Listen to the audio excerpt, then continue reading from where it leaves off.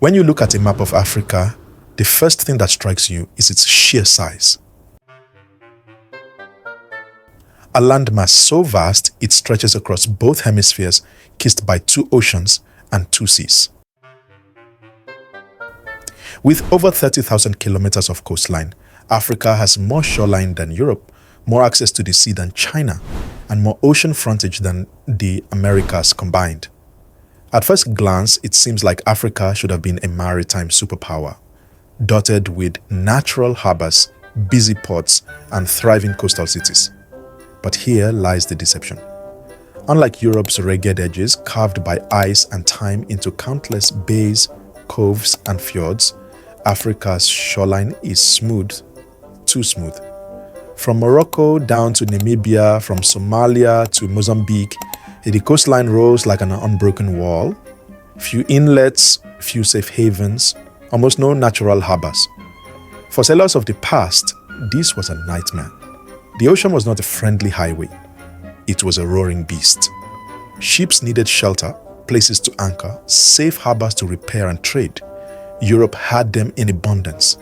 London on the Thames, Lisbon on the Tagus, Venice in its lagoon. Africa, almost none. And when explorers tried the rivers, they thought they had found the solution. The Congo River, a colossal waterway pouring the more water into the Atlantic than any river except the Amazon, seemed perfect. Surely this was the road into the African interior. But within just 100 kilometers, dreams shattered. The thunder of Livingstone Falls greeted them, a series of impassable rapids, a violent barricade of rock and foam. The Niger, the Zambezi, and even the Limpopo all carried the same curse: sandbars at their mouths, shallow waters that trapped ships, and waterfalls that barred passage inland. Africa's rivers looked like gateways, but they were locked doors. This was Africa's secret defense. While the Americas lay open to Spanish galleons and Asia beckoned with deep estuaries, Africa's very geography pushed outsiders away.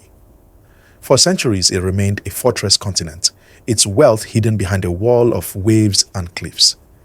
The coastline had whispered a promise to the world: come, trade, prosper. But in reality, it deceived everyone who tried. A smooth, beautiful line that refused to welcome ships. Picture this. The year is 1482. A Portuguese ship approaches the coast of West Africa. The sailors, exhausted from weeks at sea, expect to find a welcoming harbor where they can anchor safely, just as they would in Europe. Instead, what they face is terrifying. The Canary Current drags their ships southward with invisible force. Waves crash endlessly against a featureless shoreline. There are no calm bays, no estuaries deep enough for a galleon. Just unbroken surf pounding the sand like the fists of an angry god. Landing here was nearly impossible. Small boats overturned. Cargo was lost. Sailors drowned just meters from the beach. The African coast was not an invitation. It was a challenge, almost a warning. And so, history was reshaped. Unlike in the Americas, where European ships could sail directly into river mouths and deep estuaries, Africa forced outsiders to hug the coasts. They built forts instead of cities, slave castles instead of trading hubs.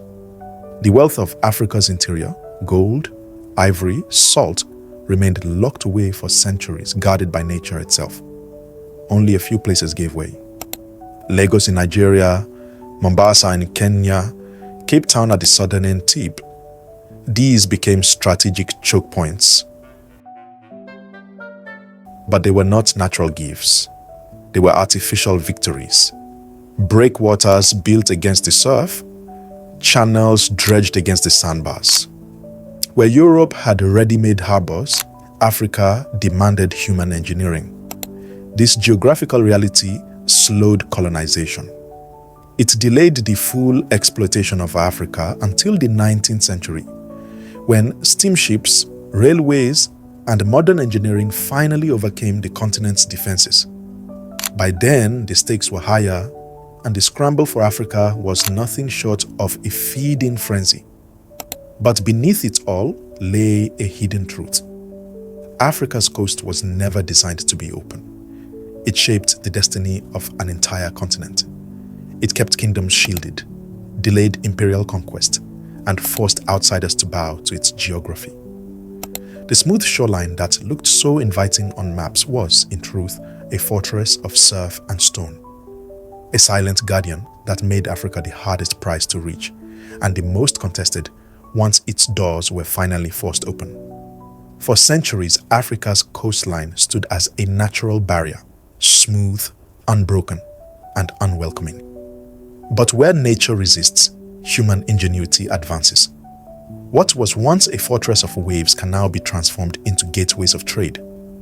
Look at Durban, South Africa. On a stretch of coast battered by the Indian Ocean, engineers built massive breakwaters to tame the waves.